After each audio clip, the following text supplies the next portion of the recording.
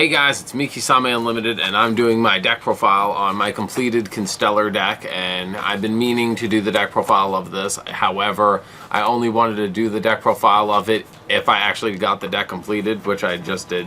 You finished it?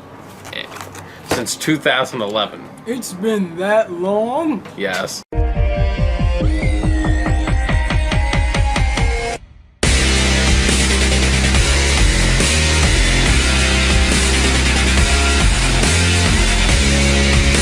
Okay, so going off first, as for the monsters, I play 3 Constellar cows. Cows is obvious, you know, you have to have the 3 cows because he's like the strongest monster pretty much like in the main deck that you play.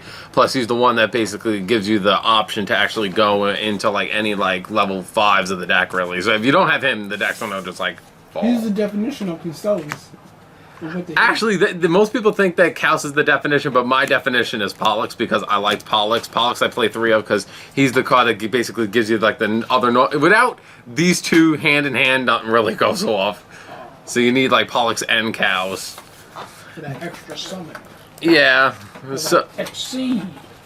Next would be plus. Yes. Next would be like 3 El Greedies. However, I kind of went back and forth with El Greedy many times before because El Greedy I just don't like. Because the only thing I don't like about El Greedy is that it's unlike Pollux. It's a very risk of getting hit with a Max C when you play because it's just like, oh, I could special summon something, and then they like right when they see that, it's just like they could just be like, oh, I dropped Max C, and you know when you play 2, it's just like, oh shit, they're gonna +2 also because. At the same time with Max C, like you can't just leave 2 El Greedies or a Pollux and El Greedy on the field because they're just going to get run over. However, you kind of need that additional summon, so you're going to have to kind of sometimes take the risk. This is different to most takes, but I only play 2 Zombies. I have more Zombies, however, I don't like to play 3 because if you draw, this card is only good really in mid or late game. Because if you draw in an early game, it's like, because unlike Evil Swarms, you can't put like something else back in your deck and just, you know, save this card for the end of the game.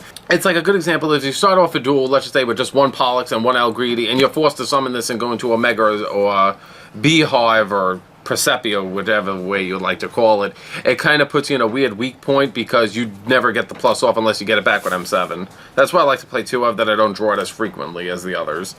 Next I play, put that a little to the side, I play 2 Leonis as my own tech because I kind of like Leonis a little bit over El Greedy because this card is just like Pollux except that, you know, this card could actually be Veilered. But I actually like playing this because if you play it with Kaus, you could easily just, you know, go into like a rank 4 because, you know, it's still an additional normal summon and I actually like playing it. It was technically the first Constellar card I've ever saw. And also, I like to play it because I play 3 Charadons, and most people just play 3 Charadons, but nothing else. You see, I like playing Leonis because you can play Leonis and then play Charadon, and you don't leave your Charadon just on the field just to get attacked and just waste a turn just by summoning Charadon to trim your deck down. So I like to combo that off with Leonis. Pretty much like the best searcher that the deck pretty much has. My own little tech is, you know, Spidey, which is Aquarius. It's not shit anymore. I know, they changed it to like Siet. I'm still going to call it shit because it was just like a unique name. I only like, this card is only kind of good because I like playing it like in combinations into bringing out M7 and Pleiades thanks to Kaus. But however, this card is very fun to play, and it's like one of the funniest, cutest looking like Constellar cards out there, so I like playing him. I go back and forth with him like from time to time. As for my extra cards of the deck, there's obviously Honest. Honest is like the card that's, you know, best for most light decks. And it's a ghost rare? I actually got it off Kirby, and I gave away my Abyss and Megalo for like this and like other cards because I wanted to make this deck as nice as I could, so I was just like, I wanted that Ghost Honest from him. Then speaking of Kirby, Kirby was the one that showed me the Constellar deck like around like in the end of like 2011, and he showed me Leonis. That's why I think I'm like a little crazy for Leonis. And next, last 2 monsters of the deck is 2 Maxis because I don't like Veiler. I never liked Veiler. I think Veiler sucks. So that's why I just like I play Maxi because at least Maxi I'm guaranteed at the right times to hopefully stop my opponent from doing their ultimate plays. Plus, at the same time, I get to pretty much plus off what my opponent plays and gives the deck a little bit better speed and draw power that the deck kind of lacks. For the staples, I play Dark Hole, Monster Reborn, Heavy Storm, obvious staples of the deck that everybody plays. I don't play them. Well, you have to play them. That's what, and I guess, know. and Pollux, you basically use Rhoda just for Pollux to give the deck a little bit more consistency. I bumped into that, like, it's ironic because I was playing Rhoda in Constellars for so long, like right when Evil Swarms started coming around, like, we're playing it, like, for Caster, I'm like, I've been doing this from the start. Then I have my 3 MSTs. I do it that, basically, that when I exceed summon, like, my shit really just doesn't get hit as easily. Are those Ghost Rare MSTs? Yeah, they're Ghost Gold. I know we did the whole video about, like, the card rarities and deck pimping, but this is the best deck I have. I want it to look as, you know, awesome and meta as possible.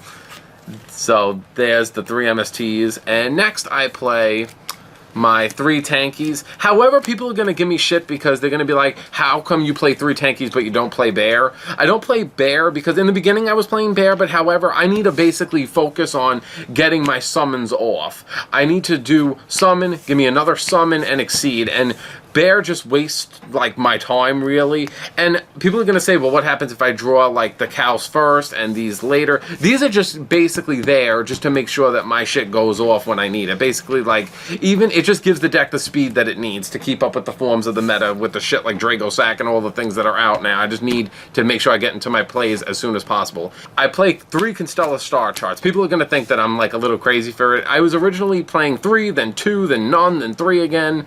Because this is the card you can't just play 1 of or 2 of. This card basically gives me the pluses. Because you know how I look at this card? It's basically, let's just say you're playing Upstart Goblin. You play Upstart Goblin. You draw a card. You got the consistency you wanted out of Upstart Goblin. If you play this card and you plus off even once, I treat it like an Upstart Goblin. Now, my 7 trap cards are Exceed XYZ Reborn, which was actually one of the first cards I ever went in and got for the deck. I only play 1 copy. I have multiple copies, however. I just like to play 1. Because just like I said, like before, like with Zombie, I don't like to have so many cards in the deck that rely too much on late game. I like to just play my cards and just, like, not worry about stuff like this. But however, this card, it has saved me so many times where I actually just, I refuse to, like, get rid of it. So it's just like that card will always be at my deck at 1 or 2. Then I play 2 Bottomless Trap Holes, which has helped yet again. Bottomless is a great staple for any deck. Then I play 2 Torrential Tributes. People don't like playing Torrential Tribute in a deck like Constella's. However, since you play stuff like Omega, you could just be like, oh, I summoned something, and then you could basically just use Omega just to get around, use Torrential. Plus, at the same time, with a lot of other decks, you kind of, you know, leave your opponent into a fake bluff, so that's why I like playing Torrential. I used to play Mirror Force, but Mirror Force is gone. And then I play 1 Safe Zone, basically for M7, but I don't focus on M7 as much as I used to. So, the Safe Zone. And the last card of the deck is Solemn Warning. I don't play Solemn Judgment because I don't play the Solemn Brigade because I don't like Solemn Judgment because I don't like it. So that's overall the whole, like, Constellar deck. This is like the whole deck that I've been building up to since 2011. My Exceeds are my Zen mains. People are going to wonder Do you why. play it like that? Yeah, I'm fucking like, you know, my Zen mains is like a big, like, top loader. I play Zen mains, like, extra thickness, extra protection. That's what Zen mains is for. But I actually got the Zen mains from my friend and I always, like, framed it ever since then. I just refused to play any other Zen mains.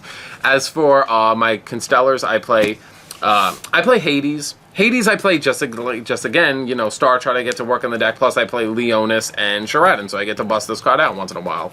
It's also good for its effect, plus because, you know, it's a decent monster, but it's also a good option to go into M7. So there's that. Then I'll just go like how I basically have the deck. Then I basically have Gaga Cowboy, great card, you know, just to finish a game, you could attack with him, or just play him into defense mode and just burn the... Play Magic Cylinder, man. No, you gotta burn that 800 at the end. But this is a very rare card where you once in a blue moon you actually get to use it. Then I play Maestro, but I choose to play Maestro instead of Utopia because I felt like there are so many better cards in the deck that are level 4 that I play instead of Utopia, so I don't see a purpose in playing Utopia. Then I have Starlit Platydemus. I know that's not how he's pronounced, but I just call him Starlit Platydemus. He has a great effect because he could basically, like, that's why I keep him, because he's like and good. when he's destroyed, you get the +1, so yeah. it's a good card.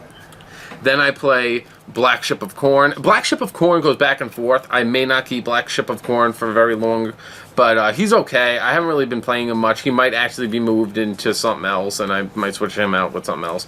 But yeah, overall he's a good card.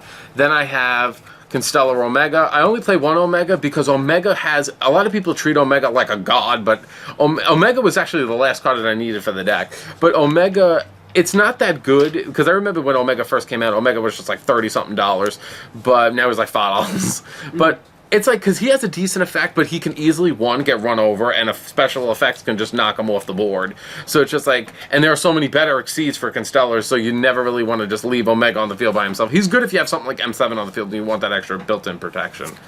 That's why I only play one of him. Then I play one Persepi, which is Beehive. Persepi is good, however, I'm a little the same way with Omega. I just don't play him as much, but the times where I do, I've actually played him recently, and I finished him off against someone that was playing like Mecha Phantom Beast, so he's a good card. Mecha Phantom Beast, I love you. I love you, Persepi. You beat Mecha Phantom Beast, you're alright in my book. Then I play Volcasaurus. I love playing Volcasaurus because you just get, like, if you see something big on the field, like, the bigger they are, the harder they fall. And Volcasaurus is the ultimate example of that. Because you could just, like, detach, just blow something up on the field, and then I just, like, combo him off with Gaia, because then you could just, like, attack with Gaia, plus he does piercing. Gaia, and these are probably, it's one of my nicest fun combos to pull off in the deck is Gaia, number 61 Volcasaurus. There's nothing nice about that combo. That just sounds ruthless. It's ruthless, but it's awesome. Then next I have Tyrus. Tyrus, I like Tyrus. I always love Tyrus because I always love Tyrus's artwork. I always like Tyrus. And I remember this was the first Tyrus I got when it was first released as a secret rare. It was always so nice when I first saw it because it was like one of the first exceeds I ever got. It's like a great card, and it's one of the good things if you want built-in protection, but you do not feel like going into Pleiades.